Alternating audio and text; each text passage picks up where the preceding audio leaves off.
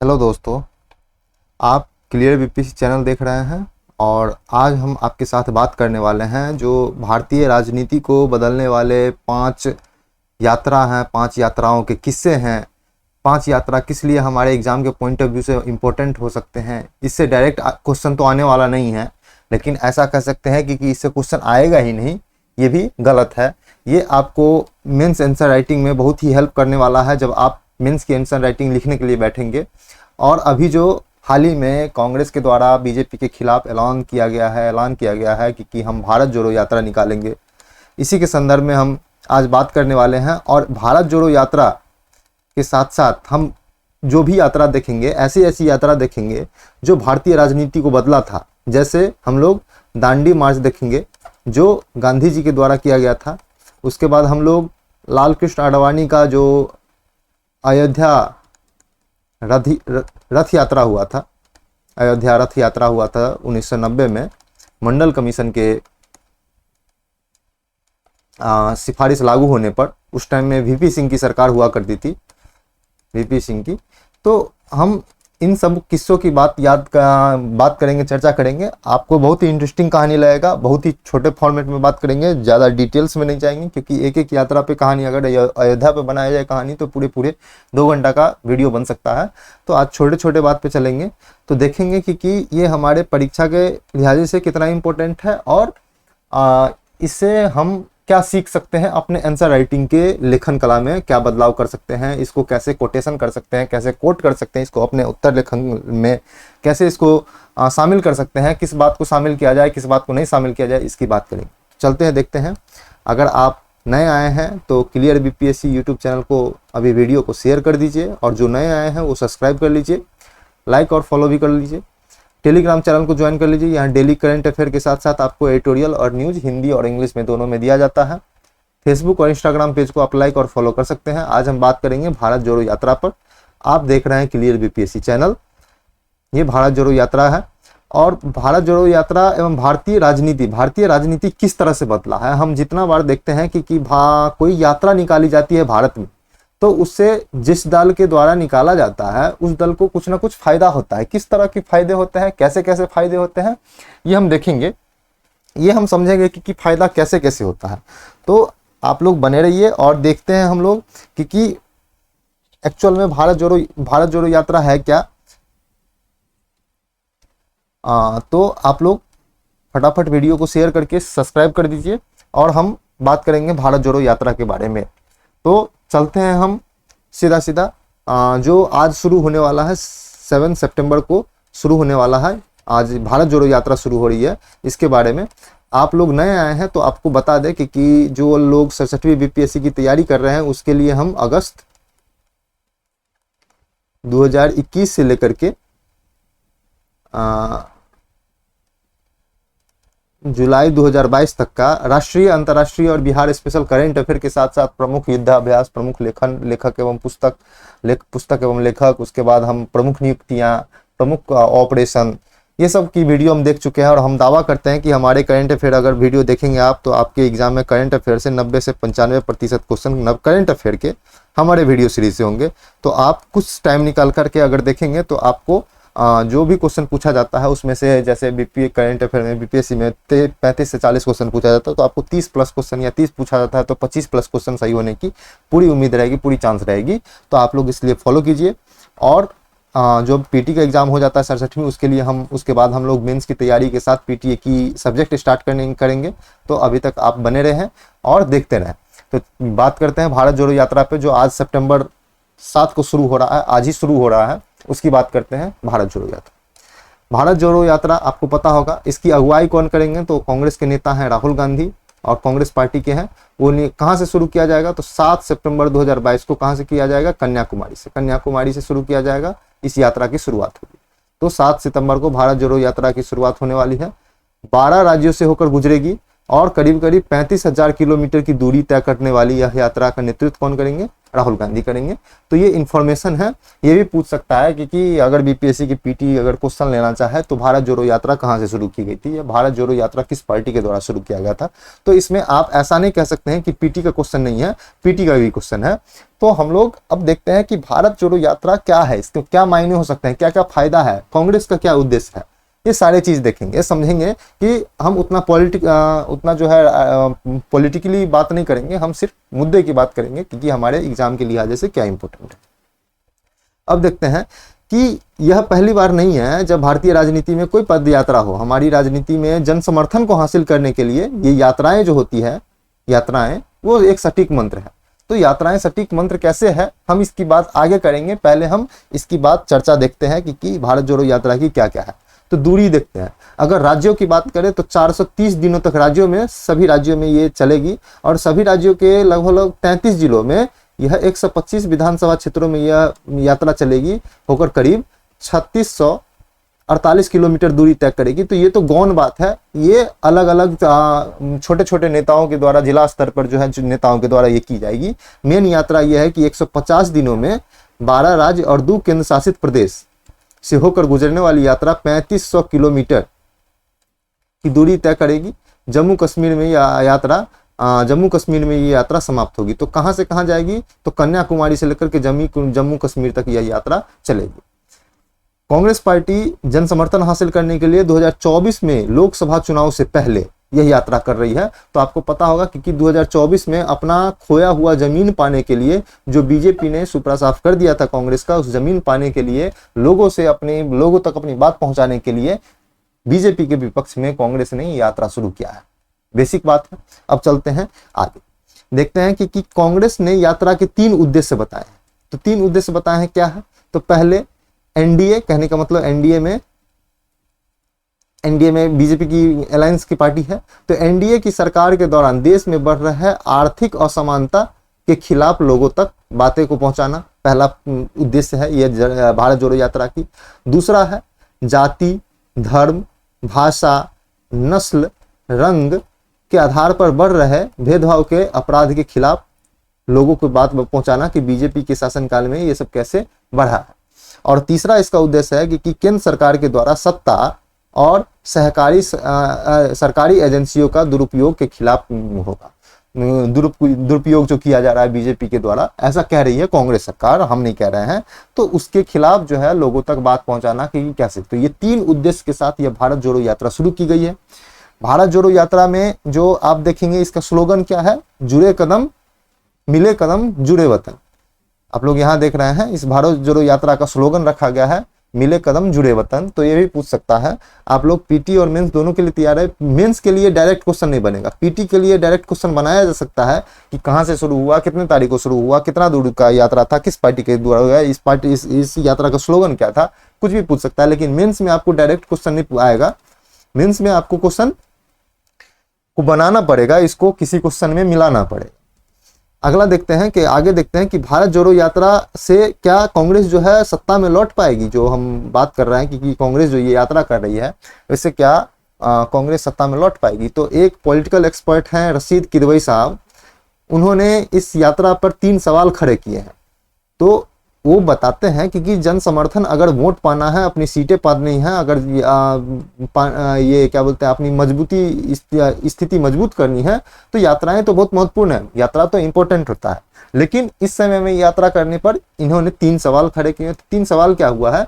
उन्होंने भारत जोड़ो यात्रा की टाइमिंग को लेकर के सवाल किया है, क्योंकि अभी गुजरात में और हिमाचल प्रदेश में चुनाव होने वाले हैं। तो इनका कहना है कि सभी लोगों का नजर ज्यादा चुनाव पर होगा, ना कि इसके परिणाम यात्रा पर होगा। चुनाव के परिणाम पर ज्यादा होगा, चुनाव यात्रा पर नहीं होगा। दूसरा इन्होंने कहा है कि भारत जोड़ो यात्रा जो रूट बुंदेलखंड को जोड़ता है, वो 4 बड़े राज्य जैसे बिहार, झारखंड, यूपी और बंगाल से न के बराबर गुजरता है, यहाँ से नहीं गुजरता है, जहाँ पे कांग्रेस कमजोर पड़ रही है। और यहाँ से यात्रा तो गुजरी नहीं है। और यहाँ पे लोकसभा की लगभग 176 सीटें आती हैं यहाँ से। तो 176 सीटों को अगर हम जो है 443 सीट पे जो है चुनाव लड़ा जाता है, हम यहाँ पे बात करते हैं 443 पे लोकसभा का चुनाव लड़ा जाता है 543 पे लोकसभा का चुनाव लड़ा था, जिसमें से यह यात्रा 176 सीट, और वो भी हिंदी बेल्ट की सीट, लगभग पश्चिम बंगाल को अगर छोड़ दें तो बिहार, झारखंड, उत्तर प्रदेश हिंदी बेल्ट की राज्य है, उसमें से अगर झारखंड को शामिल करें तो 176 सीटें यहाँ से आती है, और यहाँ पे बीजेपी कांग्रेस इसको छोड़ रही है। तो हो सकता है कि रशीद किदवई का जो ये शंका है ये सही बात है, लेकिन ऐसा भी हो सकता है कि कांग्रेस पार्टी यहाँ के लिए कुछ अलग प्लान लेकर चली हो। और हम जो बात किए थे कि यहाँ पे जो ये 413 जिलों में 125 विधानसभा में हो, तो 125 जो विधानसभा हो ये इन्हीं 4 राज्यों में हो, तो ऐसा भी हो सकता है। तो या इसके अलावा भी कुछ हो सकता है, तो आगे आगे बात पता चलेगी। अभी फिलहाल ये है कि इस यहाँ से नहीं गुजरेगी। अब तीसरा सवाल खड़ा किए हैं कि 2 दशक में राजनीतिक यात्राएं एक भौगोलिक क्षेत्र या राज्य स्तर पर तो सफल हुई है, लेकिन सोशल मीडिया के जमाने में यह पैदल यात्रा कितनी सफल होगी, यह देखने वाली बात होगी, यह आगे की बात होगी। क्योंकि केंद्र स्तर पर जो है लास्ट टाइम में जो है केंद्र के जो सत्ता में, केंद्र में स्थिति मजबूत करने के लिए जो लास्ट चुनाव का यात्रा हुआ था वो आडवाणी साहब के द्वारा हुआ था, जो 1990 में यात्रा शुरू किए थे, जिनका नाम था अयोध्या रथ यात्रा, राम मंदिर को लेकर के था। तो जो वहां से चली थी, सोमनाथ मंदिर से लेकर के अयोध्या के मंदिर तक चलनी थी, तो वो यात्रा बहुत इंपॉर्टेंट थी, जिसने बीजेपी की पकड़ नहीं, ना बल्कि बीजेपी की पकड़ मजबूत की केंद्र में, बल्कि सीट भी लगभग 35 से 40 सीट अगले ही लोकसभा में इनको बढ़ा के दी। तो ये भी बहुत इंपॉर्टेंट है। आगे चलते हैं कि कहानी के क्रम में भारत जोड़ो यात्रा की देखते हैं कि भारत जोड़ो की यात्रा तुलना चंद्रशेखर की पद यात्रा से क्यों हो रही है। तो इमरजेंसी के बाद 1977 में कांग्रेस को सिर्फ 154 और जनता पार्टी को 295 लोकसभा सीटें पर जीत मिली। ये 1977 की बात है। 2 साल के बाद जब जनता पार्टी टूट गई, एक हिस्से का नेतृत्व चंद्रशेखर कर रहे थे, जबकि दूसरे हिस्से का जो है पार्टी का, जब उस टाइम में बीजेपी नहीं हुआ करता था, उस टाइम में जनता पार्टी हुआ करता था, तो एक हिस्से का नेतृत्व कौन करने लगा, टूट गई तो चंद्रशेखर करने लगे, जबकि दूसरे हिस्से का जनता पार्टी करके सेकुलर करके पार्टी बनी, और वो जनता पार्टी का सेकुलर का जो है नेतृत्व कर रहे थे चौधरी चरण सिंह। तो अब क्या है कि साल 1980 का लोकसभा चुनाव आता है, और उसमें कांग्रेस 531 में से 353 सीटों पर विजय प्राप्त कर लेती है 1980 के जीत में, जबकि जनता पार्टी को सिर्फ 31 सीटें मिली। तो लगभग 295 लोकसभा सीट से अगर पार्टी टूटने के बाद सिर्फ 31 पे आके गिरेंगे तो बहुत ही खराब परफॉर्मेंस हुआ, बहुत ही अपने बातों को जनता तक नहीं पहुंचा पाए, अपने बातों को नहीं रख पाए जनता तक। अब क्या था कि जन समर्थन को हासिल करने के लिए चंद्रशेखर ने 6 जनवरी 1983 के दिन चंद्रशेखर ने कन्याकुमारी से लेकर के दिल्ली तक की 4000 किलोमीटर की पद यात्रा शुरू की, और इनके द्वारा जन समर्थन जुटाने की बात कही गई। तो यह भी हुआ था, हालांकि इसका फायदा चंद्रशेखर साहब को ज्यादा नहीं पहुंच पाया, लेकिन अभी भी जो लोकसभा चुनाव में जो है ज्यादा सीट पाने की लाख में या अपनी स्थिति को मजबूत करने के लिए कांग्रेस के द्वारा यह यात्रा शुरू किया गया है। तो देखना है कि इसको इससे जोड़ के देखा जा रहा है कि कांग्रेस चंद्रशेखर की यात्रा से जोड़ के देखा जा रहा है कि कितनी मजबूती देगी, कितनी मजबूती प्रदान करेगी कांग्रेस के चुनाव। आगे देखते हैं कि राहुल के पद यात्रा जोड़ो की यात्रा से चंद्रशेखर की पद यात्रा की तुलना की 3 वजह है। पहला क्या है, पहला है कि अभी नरेंद्र मोदी के नेतृत्व वाले बीजेपी के सामने विपक्ष कमजोर स्थिति में है, कमजोर क्या मरा हुआ पार्टी है लगभग कांग्रेस, और ऐसी ही वैसे ही 1983 में कांग्रेस के समक्ष आधी विपक्ष दलों का सफाया साफ हो गया था। 1983 में कांग्रेस ने बढ़िया प्रदर्शन किया था, और जो भी जनता पार्टी सेकुलर हो या चंद्रशेखर की गुट वाली पार्टी हो, सभी जो है खराब परफॉर्मेंस किया था, बहुत ही बेकार किया था।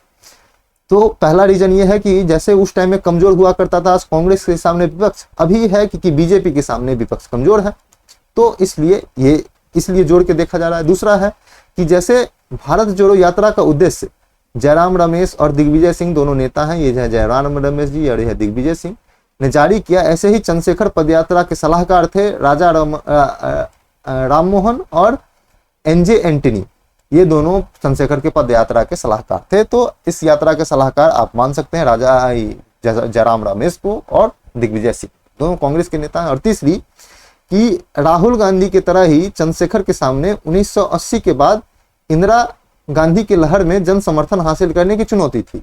क्योंकि 1980 में जो चुनाव हुआ था उसमें इंदिरा गांधी बहुत मजबूती से लड़ी थी और उनको यहाँ पे हम बात की है कि 531 में से 353 सीटें हासिल हुई थी इंदिरा गांधी को, तो जो बहुत ही अच्छा परफॉर्मेंस माना गया था।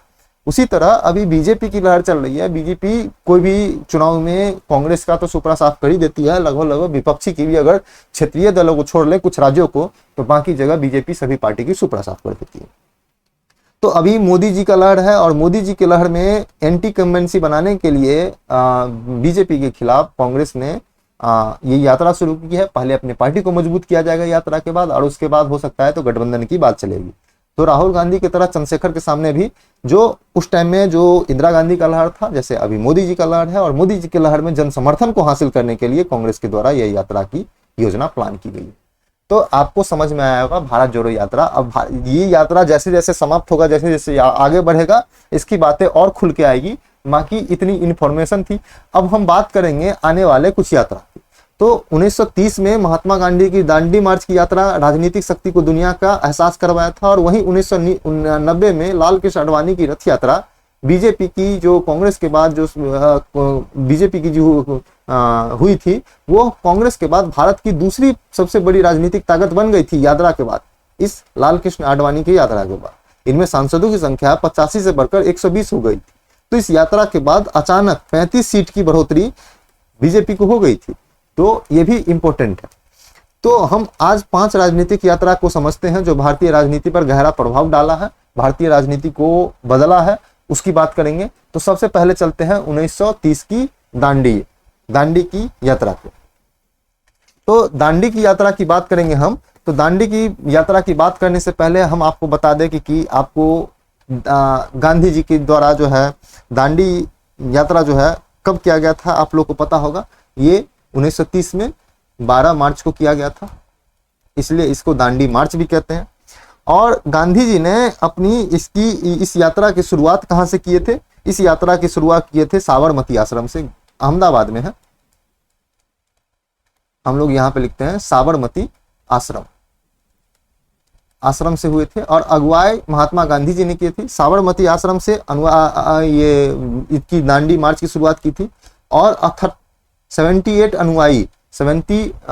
अनुयायी इस यात्रा में भाग लिए थे। इस 78 अनुयायी के साथ जो है इन्होंने इस दांडी मार्च को स्टार्ट किया, और इन्होंने 240 मील दूर, या कुछ कहीं पर 241 मील भी रहता है, आप 241 मील को भी मान करें, 240 या 241 मील, दोनों में से कोई एक, इतनी दूरी लंबी पद यात्रा करने के बाद 5 अप्रैल 1930 को गांधी जी कहां पे पहुंचते हैं? गांधी जी पहुंचते हैं दांडी गांव में पहुंचते हैं। और दांडी गांव में पहुंचने के बाद उन्होंने 6 अप्रैल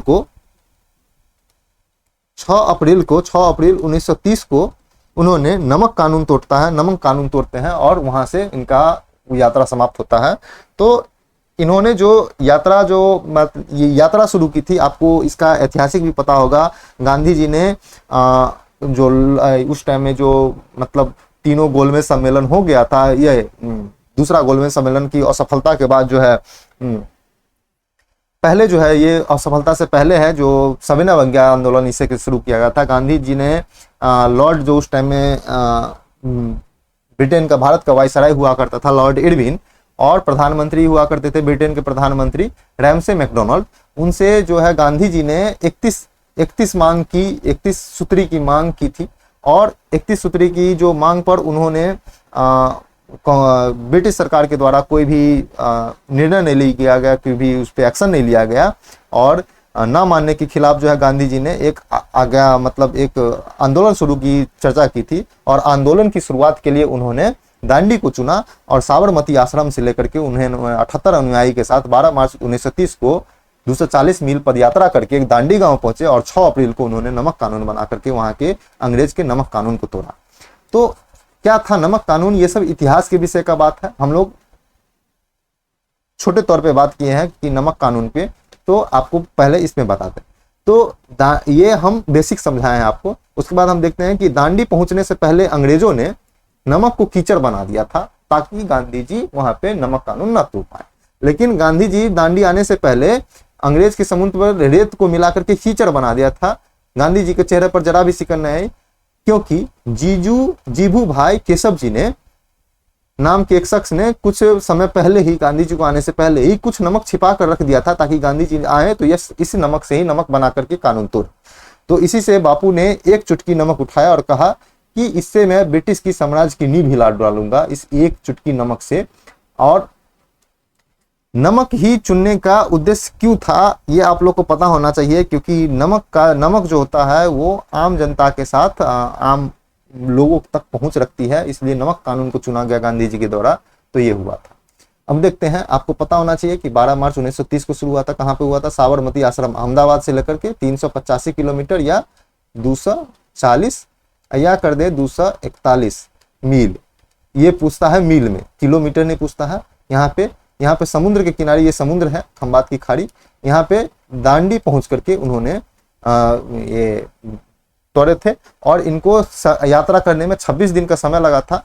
और 26 दिनों में नमक पर लगने वाले टैक्स का मुद्दा को ये क्यों किया गया था कि नमक पर लगने वाले टैक्स का जो मुद्दा था उसको हटा करके घर की आजादी का आंदोलन से जोड़ना था, हर घर तक यह आजादी को पहुंचाना था। अब नमक कानून क्या था? तो उस टाइम में हुआ करता था Mumbai salt act. Mumbai salt act हुआ करता था।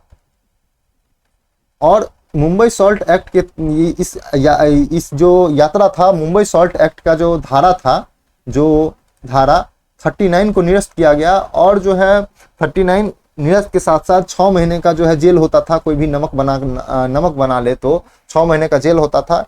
6 महीने का जेल, धारा 39 और जो जुर्माने का सजा था जो धारा 39 में शामिल किया गया था, इस सभी को खत्म किया गया इसी यात्रा के द्वारा। तो ये भी थे। अब हम लोग राजनीतिक हालात देखते हैं कि जब गांधी जी ने दांडी मार्च निकाले थे उस टाइम में राजनीतिक हालात क्या थे। तो हम पहले विश्व युद्ध की बात करें तो अंग्रेजों के साथ देने के बाद 1919 में लागू संवैधानिक सुधार को समीक्षा के लिए 1927 में साइमन कमीशन लाया गया था, आपको पता होगा, जिसमें से कोई भारतीय सदस्य नहीं था, इसलिए इसका भारी विरोध हुआ था। साइमन गो बैक का नारा लगा था, जिसमें लाला लाजपत राय को हत्या की गई थी इसी आंदोलन के दौरान। तो ये आप लोग हिस्ट्री में पढ़ते हैं, इसके डिटेल्स में हम नहीं जाएंगे। लेकिन 1928 में पुलिस की पिटाई के दौरान लाला लाजपत राय की मौत हो जाती है और ऐसे माहौल में आजादी के आंदोलन को तेज करने के लिए गांधी जी ने दांडी मार्च निकाला था। तो ये राजनीतिक हालात थी इस टाइम, ये दांडी मार्च निकालने के टाइम। अब आगे की बात करें कि यात्रा का नतीजा क्या था। इन यात्रा से 3 चीजें हासिल हुई। पहला था बॉम्बे सल्ट की एक धारा 39 खत्म हुई है, जिससे नमक बनाने पर आरोपियों के घर में घुसकर तलाशी लेने की छूट देती थी। धारा 39 में ये शामिल था, ये खत्म किया गया।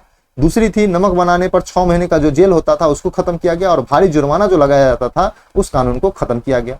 और तीसरी जो सफलता थी, इस यात्रा की वजह से राजनीतिक यात्राओं का पॉलिटिकल टूल के तौर पे इस्तेमाल करना शुरू हुआ। पहली बार दांडी मार्च से गांधी जी के द्वारा शुरू किया गया था और पॉलिटिकली स्थिति मजबूत करने के लिए यह यात्रा को शुरू किया गया था। तो आप लोग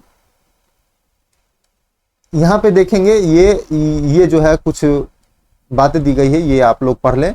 तो ये गांधी जी का फोटो है जब दांडी मार्च के लिए निकले थे, तो ये नतीजा निकला था। तो ये नतीजा को आप लोग देखें, समझे कि कैसे हुआ था।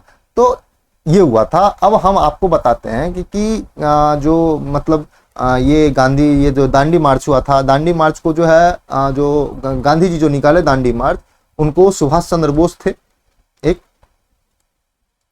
स्वतंत्रता सेनानी थे सुभाष चंद्र बोस। उन्होंने इस यात्रा को नेपोलियन की एल्वा की यात्रा से तुलना की और मुसोलिनी की जो रोम मार्च हुई थी यूरोप में उसकी तुलना की थी गांधी जी के दांडी मार्च को। कौन किए थे?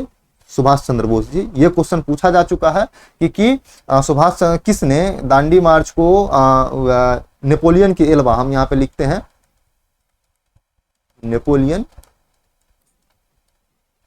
के एल्वा यात्रा, एल्वा जगह है, एल्वा यात्रा, और मुसोलिनी के रोम मार्च से इसकी जो तुलना की थी सुभाष चंद्र बोस जी ने दांडी यात्रा को।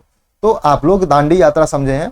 इससे जो है ना केवल ये क्या बोलते हैं, ये इसका ये कांग्रेस की जो खिलाफ, कांग्रेस जो है अंग्रेज के खिलाफ लड़ाई मजबूत हुई थी, बल्कि इसमें आ, आ, इसमें इसका जो है महत्वपूर्ण ये भी निकल पाया था कि जो ये जो यात्रा थी, ये जन समर्थन लोगों को जो है हासिल करने के लिए ये लाया गया था। और इसके बाद ये यात्रा इसलिए कमजोर हो जाता है क्योंकि आपको पता होना चाहिए कि 1927 में जो साइमन कमीशन आता है, साइमन कमीशन अपनी रिपोर्ट पेश कर देता है, और रिपोर्ट पेश करने के बाद साइमन कमीशन की रिपोर्ट के आधार पर कांग्रेस की जो सरकार आई, कांग्रेस ब्रिटेन का जो सरकार था ब्रिटेन में, उसने भारतीयों के साथ समझौता के लिए 3 गोलमेज सम्मेलन का आयोजन करता है। 3 गोलमेज सम्मेलन का ऐलान कर देता है, जिसमें बहुत सारे भारतीय जो कांग्रेस के नेता नहीं थे, उसमें चंद्रशेखर, ये सुभाष चंद्र बोस थे, सुभाष चंद्र बोस सॉरी, भीमराव अंबेडकर थे, मोहम्मद अली जिन्ना थे, तेज बहादुर सप्रू थे, जयकर थे, ये सब जो थे ये सब चले गए ये गोलमेज सम्मेलन में भाग लेने के लिए। हालांकि प्रथम गोलमेज सम्मेलन में कांग्रेस ने भाग नहीं लिया था, लेकिन चले गए थे। इसके कारण जो है यह आंदोलन कमजोर पड़ गया था। और दूसरा में गांधी जी के बाद दूसरा जो गोलमेज सम्मेलन होता है तो लॉर्ड इरविन के साथ समझौता हो जाता है और कांग्रेस भी दूसरे गोलमेज सम्मेलन में भाग लेता है। तो आपको ये सब इतिहास में पढ़ते होंगे, ये सब पूरा इतिहास का विषय। तो हम ये अभी तक देख रहे थे प्रथम यात्रा था जो भारत की राजनीति को बदला। यहाँ से आपको यहाँ पे क्या कारण थे, क्या प्रभाव थे, ये सब इतिहास का विषय है। लेकिन ये भारतीय जो स्वतंत्रता संग्राम का जो आंदोलन था, उस आंदोलन को पूरी तरह बदल दिया था सविनय अवज्ञा आंदोलन। क्योंकि सविनय अवज्ञा आंदोलन 6 मार्च को जो मुट्ठी भर नमक बना करके कानून तोड़ा था, उसी के साथ जो है सविनय अवज्ञा आंदोलन की शुरुआत हो चुकी थी। अब आगे देखते हैं कि इस 1930 के बाद दूसरी जो राजनीतिक यात्रा थी 1982 का राजनीतिक यात्रा है, ये चैतन्य रथम यात्रा कहते हैं, जिसकी अगुवाई जो टॉलीवुड स्टार थे एनटी रामाराव, उनके द्वारा हुआ था। 22 मार्च 1982 को तेलुगु देशम पार्टी बनाने के बाद चैतन्य रथम यात्रा की शुरुआत की गई। राजीव के गुस्से को मुद्दा बना करके चैतन्य रथम यात्रा शुरू किया गया था। क्या था कहानी, 1982 में एक रोज राजीव गांधी हैदराबाद आए थे और हवाई अड्डा पर उनको रिसीव करने के लिए सीएम टी अजैया जी पहुंचे। भीड़ को देखकर राजीव बिफर गए और उन्होंने मुख्यमंत्री के लोगों के सामने ही खरी खोटी सुनाई। इसे रामाराव ने आंध्र प्रदेश के स्वाभिमान से जोड़ दिया और नई पार्टी बना करके पूरे राज्य में यात्राएं की, राजीव गांधी के खिलाफ यात्राएं की। ये जो है टी.एन. रामाराव, ये टॉलीवुड के स्टार हुआ करते थे। इन्हीं के जो अभी पुत्र हैं एनटी रामाराव बोल रहे हैं, एनटीआर जूनियर करके है, वो इन्हीं का पुत्र है जो टॉलीवुड में अभी फिल्म बनाते हैं, फिल्म का में रोल निभाते हैं अभिनेता का, इन्हीं के पुत्र हैं। ये भी अभिनेता हुआ करते थे। तो ये भी चैतन्य रथम यात्रा शुरू की। अब इसका स्थिति क्या था, यह सिर्फ आंध्र प्रदेश तक सीमित था और 75,000 किलोमीटर था। कहाँ से शुरू होता है, हैदराबाद से शुरू किया गया था और पूरे आंध्र प्रदेश में इसकी फैला हुआ था। तो इसकी ये फैला हुआ था। दूसरा है कि तेलुगु सुपरस्टार थे एनटी रामाराव ने राजनीति में खुद को लॉन्च करने के लिए पुराने शोरबेल गाड़ी पर बैठ करके एनटी रामाराव ने यात्रा शुरू की। वो गाड़ी रोल मॉडल बन गई। उन्होंने 4 बार पूरे राज्य का चक्कर लगाया और गिनीज वर्ल्ड बुक रिकॉर्ड में रामाराव का नाम शामिल। तो ये भी है, इसको छोटे स्तर पर जानेंगे। राजनीतिक हालात क्या थे उस टाइम में, 1972 से 1982 के बीच राज्य में 2 विधानसभा चुनाव हुए थे। इस दौरान 5 मुख्यमंत्री बदले गए थे और 1 बार राष्ट्रपति शासन लगाया गया था। जनता एक मजबूत और स्थिर सरकार चाहती थी आंध्र प्रदेश में। यात्रा का नतीजा क्या निकला, क्योंकि 9 महीने में उनकी पार्टी तेलुगु देशम पार्टी सत्ता में आ गई। रामाराव को यात्रा से इतना जन समर्थन मिला कि 1983 में हुए चुनाव में 294 में से 199 सीटों पर एनटी रामाराव की पार्टी को जीत मिलती है और यह अब तक 5 बार टीडीपी की सरकार बन चुकी थी, उसको खत्म कर दिया। 5 बार टीडी की मतलब ये जो 1983 में जो सरकार बनी, उसके बाद टीडीपी की जो तेलुगु देशम एनटी रामाराव की जो पार्टी है, उसकी 5 बार सरकार अभी तक बन चुकी है। तो ये भी इंपॉर्टेंट।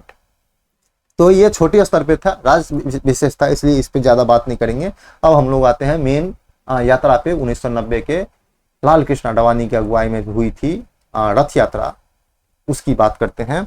इस यात्रा ये आपको पता होना चाहिए कि 25 सितंबर को शुरू हुआ था। 25 सितंबर 1990 को रथ यात्रा शुरू किया गया था। और यह जो है, यह यात्रा क्यों शुरू किया गया था, जबकि आपको पता होना चाहिए कि आरक्षण के विरोध में जो मंडल कमीशन लाया गया था, मंडल कमीशन ऊपर लिखते हैं हम लोग, मंडल कमीशन, मंडल कमीशन के विरोध में यह यात्रा निकाली गई थी। उस टाइम में सरकार हुआ करता था वीपी सिंह की, वीपी सिंह की सरकार हुआ करता था। और वीपी सिंह, आपको वीपी सिंह की सरकार जो है वीपी सिंह के सरकार के द्वारा इस मंडल कमीशन की जो सिफारिश थी आरक्षण देने का, जो छोटे कास्ट थे उसको आरक्षण देने का जो सिफारिश था मंडल कमीशन का, उसको लागू करने के बाद और ये जो लागू कर दिया गया, उसके बाद लाल कृष्ण आडवाणी जी, उस टाइम में बीजेपी कमजोर पार्टी हुआ करती थी, लाल कृष्ण आडवाणी ने रथ यात्रा निकाली गई जो सोमनाथ से लेकर के, सोमनाथ मंदिर से लेकर के अयोध्या तक पहुंचने वाली थी। इस यात्रा को निकाला था और जो आरक्षण वाला जो कास्ट था उसको अपने साथ जोड़ने के लिए यात्रा निकाला गया था। तो आपको पता होना चाहिए। यही आप देखते हैं कि 1990 में रथ यात्रा के दौरान आडवाणी को गिरफ्तार करने के लिए डिस्ट्रिक्ट कलेक्टर था वो इनकार कर दिया था। अब बात करते हैं कि 19 अक्टूबर को रथ यात्रा बिहार में प्रवेश करते हैं। हम देखेंगे बिहार में कैसे प्रवेश करते हैं। आपको पता होना चाहिए कि अगर सोमनाथ से चलेगा तो पहले तो अयोध्या आ जाएगा, तो बिहार कहाँ से आया फिर बीच में, तो हम लोग एक मैप से समझेंगे। तो 19 अक्टूबर को रथ यात्रा बिहार में प्रवेश करते ही आडवाणी को गिरफ्तार करने का आदेश, मुख्यमंत्री उस टाइम में हुआ करते थे बिहार के लालू यादव, और झारखंड भी बिहार के साथ ही हुआ करता था। उस टाइम में धनबाद के डिप्टी कमिश्नर थे अफजल अमानतुल्लाह को दिया, लेकिन अफजल अमानतुल्लाह ने इनको मतलब लाल कृष्ण आडवाणी को गिरफ्तार करने का जो है मुद्दा लालू सीएम के द्वारा दिया गया जो आदेश था उसको बोला कि यह इनको गिरफ्तार करने से धार्मिक मुद्दा बनने का डर होगा इनका, और उन्होंने लाल कृष्ण आडवाणी को गिरफ्तार करने से मना कर दिया। ये अफजल अमानतुल्लाह थे। उसके बाद आडवाणी जी की यात्रा जो है वो 23 अक्टूबर को समस्तीपुर जिला में पहुंचती है और वहां के डीएम थे आरके सिंह। उन्होंने लाल कृष्ण आडवाणी को सीएम लालू यादव के कहने पर गिरफ्तार कर लिया। अब ये जो आरके सिंह हैं, आरके सिंह अभी बीजेपी के सरकार में केंद्रीय मंत्री हैं और उस टाइम में लाल कृष्ण आडवाणी को गिरफ्तार किए थे।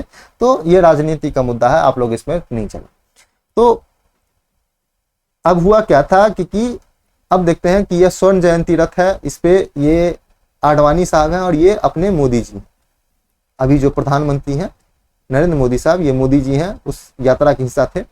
और सोमनाथ से अयोध्या तक का यात्रा, यहाँ पे आप लोग लिखा होगा कि सोमनाथ से अयोध्या तक का यात्रा चला था।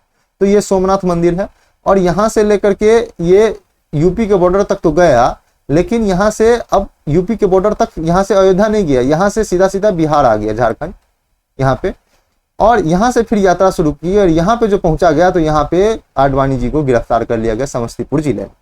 तो समस्तीपुर ये अयोध्या था, यहाँ पे इनको गिरफ्तार कर लिया गया था। 25 सितंबर 1990 को शुरू हुआ था। दूरी देखें तो यह 9 राज्यों से गुजरते हुए 10,000 किलोमीटर दूरी की यात्रा की थी। और कहाँ से? लाल कृष्ण आडवाणी ने सोमनाथ के मंदिर से अयोध्या तक के लिए रथ यात्रा को शुरुआत किया था। तो ये इंपॉर्टेंट पॉइंट है। अब दूसरी बात देखेंगे कि आगे देखते हैं कि क्यों हुआ। तो 1990 में बीपी सिंह की सरकार ने मंडल कमीशन की रिपोर्ट को लागू कर दिया, जो पिछड़ी जातियों को सरकारी नौकरियों में आरक्षण दे दिया। और इन जातियों को अपने साथ जोड़े रखने के लिए बीजेपी ने रथ यात्रा के जरिए राम मंदिर अभियान तेज कर दिया, राम मंदिर अभियान बनाने के। अब उस टाइम में राजनीतिक हालात क्या थे? तो राजनीतिक हालात में हम देखते हैं कि उस टाइम में बोफोर्स घोटाला बहुत चर्चा में था। बोफोर्स घोटाला सामने आने के बाद 1989 में लोकसभा चुनाव में कांग्रेस की हार हुई थी और बीपी सिंह की सरकार ने जनता पार्टी की सरकार के साथ सहयोग करके सरकार बनाई थी। तो राजीव गांधी की सरकार में वित्त मंत्री और रक्षा मंत्री और विदेश मंत्री रहे, तीनों मंत्री रहे थे। बीपी सिंह ने जनता दल और लेफ्ट और बीजेपी के साथ मिलकर के सरकार बना ली थी। बोफोर्स घोटाला के सामने आने के बाद कांग्रेस का सीट कमजोर हो गया था। अब दूसरी तरफ देखते हैं तो विश्व हिंदू परिषद ने 30 अक्टूबर 1990 को अयोध्या में राम मंदिर निर्माण के लिए शुरू करने की घोषणा कर दी। इस तरह मंडल बनाम कमंडल, कमंडल कहने का मतलब राजनीतिक और मंडल का कहने का मतलब है आरक्षण का मुद्दा। तो मंडल बनाम कमंडल की राजनीति शुरू हो गई। तो आपको पता होगा मंडल बनाम कमंडल की जो बात करेंगे जब हम, इस पे पूरे 2 घंटे की जो वीडियो बन सकती है। तो फिलहाल अभी मंडल था कि राजनीतिक आरक्षण और कमंडल था धर्म का राजनीति। तो राम मंदिर निर्माण शुरू करने के लिए कमंडल की राजनीति शुरू की गई। तो ये थे राजनीतिक हालात। अब इसके आगे देखते हैं कि ये जो गिरफ्तारी था, ये जो रथ यात्रा था उसका उद्देश्य क्या था? तो पहला था कि बिहार के समस्तीपुर में आडवाणी की जो रथ यात्रा रोक करके उन्हें गिरफ्तार किया गया था, उनकी बीपी सिंह ने रथ यात्रा की आलोचना की और आलोचना के विरोध में बीजेपी ने जन समर्थन वापस ले लिया और बीपी सिंह की सरकार गिर गई। तो ये था पहला उद्देश्य। दूसरा था कि ये कार सेवक थे वो बिना आडवाणी के ही अयोध्या पहुंच गए और वहां पे पुलिस ने उन पर गोली चला दी। कार सेवक पे जो आडवाणी जी के साथ चला करते थे कार सेवक, उन्होंने बिना आडवाणी जी के साथ ही अयोध्या पहुंच गए और वहां पे अयोध्या में जो मुलायम सिंह की सरकार हुआ करता था उस टाइम में यूपी में, उत्तर प्रदेश में, उन्होंने पुलिस को गोली चलाने का आदेश दे दिया और कार सेवक पे गोली चला दी। तब मुलायम सिंह यूपी के मुख्यमंत्री थे और यहीं से हिंदू मुस्लिम एकता की राजनीति कमजोर पड़ने लगी और बीजेपी देश की दूसरी राजनीतिक ताकत बन के उभरी। तीसरा क्या था कि 1991 में लोकसभा चुनाव होता है, बीजेपी 120 सीट जीत गए, जो पिछली बार से 35 सीटों पर ज्यादा हासिल हुई थी। तो यह रथ यात्रा का परिणाम यह था कि बीजेपी 35 सीटों पे जीत गए। तो आप लोगों को पता होना चाहिए कि मंडल और कमंडल की राजनीति के कारण जो है हुआ था अयोध्या पे कार सेवकों पे अंधाधुंध फायरिंग हुआ था, उसमें बहुत कार सेवक की जान गई थी। तो ये इंपॉर्टेंट है। तो ये था अयोध्या यात्रा। इसकी राजनीतिक मुद्दा पर हम नहीं जाएंगे, राजनीतिक मुद्दा का पॉलिटिकल मुद्दा हम एक भी बात नहीं करेंगे। अब अगला रथ यात्रा की बात करते हैं। तो अगला रथ यात्रा देखते हैं कि 2004 में ये आंध्र प्रदेश की यात्रा है। इसकी अगुवाई YS राजशेखर रेड्डी किया था। कहाँ से किया था? चेवल्ला शहर से किया था। पद यात्रा शुरू होकर के गुजरी थी। 1500 किलोमीटर यात्रा थी। सूखे की समस्या को लेकर के यह यात्रा निकाली गई थी। तो देखते हैं कि आंध्र प्रदेश में रेड्डी ने मजदूर के दिलों में बस गए थे। ये YS राजशेखर रेड्डी थे। यात्रा के दौरान एक रोज राजशेखर रेड्डी को सरकारी काम में लगे मजदूरों को उन्होंने बताया कि काम के बदले सिर्फ भोजन मिल रहा है। 3 किलो चावल के लिए काम करते बच्चों को देखकर वो भावुक हो गए। उन्होंने ठेकेदार को डांटते हुए बच्चों को काम नहीं करने के लिए न्यूनतम मजदूरी देने के लिए कहा। इस घटना से रेड्डी वहां के मजदूर को दिल में बस गए थे और रेड्डी अपनी राजनीतिक स्थिति मजबूत करने के लिए यात्रा निकाली जो 1500 किलोमीटर की थी। इसको हम आंध्र प्रदेश की यात्रा के नाम से जानते हैं। उस टाइम में राजनीतिक हालात है क्या थे कि 10 साल से राज्य में टीडीपी की सरकार थी, तेलुगु देशम पार्टी की, एनटी रामाराव की सरकार थी। होने की वजह से एंटी कन्वेंसी का माहौल था। सरकार के कामकाज से लेकर के लोगों के बीच नाराजगी थी। अब लोगों के नाराजगी थी। यात्रा का नतीजा क्या निकला? यात्रा से रेड्डी को भरपूर समर्थन मिला, YS राजशेखर रेड्डी को, और 2004 के विधानसभा चुनाव में 294 में से 185 सीट जीत करके उनकी सरकार ने उनकी पार्टी ने सरकार बना ली।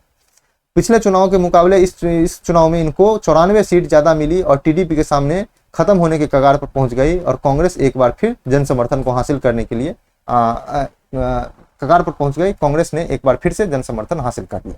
तो ये भी जानते हैं। तो ये राज्य का मुद्दा है। तो राज्य के मुद्दे पर हम उतना ज्यादा बात नहीं करेंगे क्योंकि हम लोग बीपीएससी को फोकस में बात करते हैं। अगर लिखना होगा तो एक लाइन में लिखना है ये सब बात को। अब बात करते हैं कि 2017 की संकल्प यात्रा। ये है जगन मोहन रेड्डी, YS राजशेखर रेड्डी के बेटे हैं। उसके बाद जो उनकी सरकार जो YS राजशेखर रेड्डी खत्म हो जाते हैं, उसके बाद जो है टीडीपी की पार्टी फिर से सत्ता में आ जाती है। तो YSR रेड्डी जो है, ये जो YSR रेड्डी हैं, ये अपने जगन मोहन रेड्डी YSR कांग्रेस को मजबूत करने के लिए ये फिर से यात्रा निकालते हैं कांग्रेस से अलग होकर के। तो इसको प्रजा संकल्प यात्रा के नाम से पिता की तरह जगमोहन ने देवदूत का इमोज बना ये यात्रा निकाल करके। अब जगन मोहन रेड्डी ने YSR कांग्रेस पार्टी बनाई, तेलुगु देशम पार्टी और कांग्रेस से 10 साल तक राजनीतिक मुकाबला किया, जेल भी गए। 1919 में पिता की पदयात्रा के फॉर्मूले ने उन्हें जीत मिली।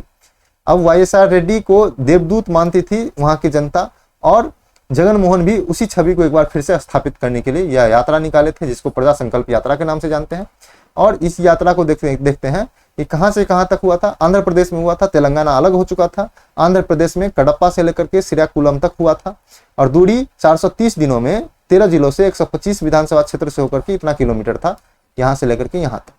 अब यह क्यों हुआ था? तो लंबे समय तक सत्ता में रहने वाली कांग्रेस और टीडीपी सरकार से परेशान जनता को एक मौका देने का अपील किया था ये जगन मोहन रेड्डी साहब ने। तो यह यात्रा का उद्देश्य था।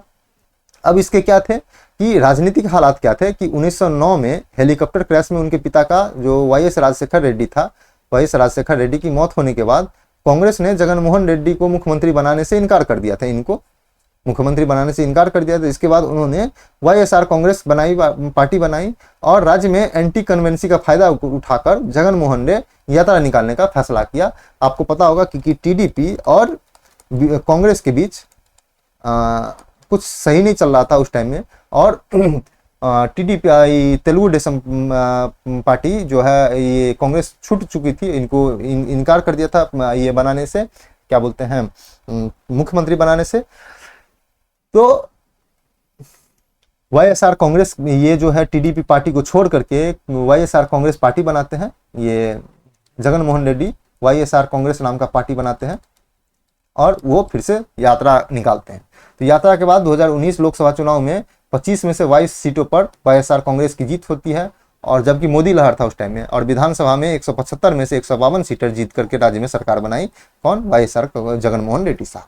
तो ये थे हम लोग अभी तक 6 यात्रा की बात की जो भारत की राजनीति को बदलने के, भारत की राजनीति को बदला।